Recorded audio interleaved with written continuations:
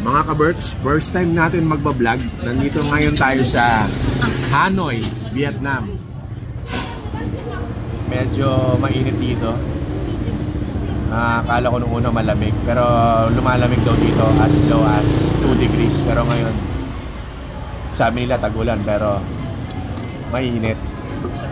Thank you. Ang pinunta ko dito sa Hanoi is yung Beer Street nila. Tingnan natin kung gaano kalupit. So nandito na kami ngayon. Ayan ho, walang katao-tao.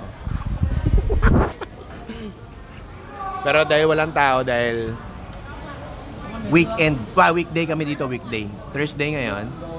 Okay. So, ito yung Hanoi beer nila.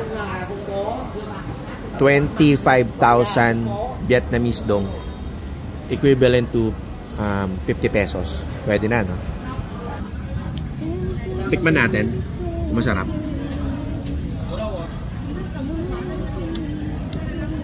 Masarap naman. Okay naman.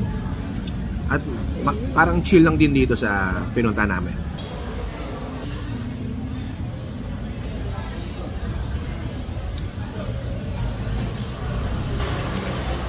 Umorder na rin kami ng pulutan. Papakita namin mamaya.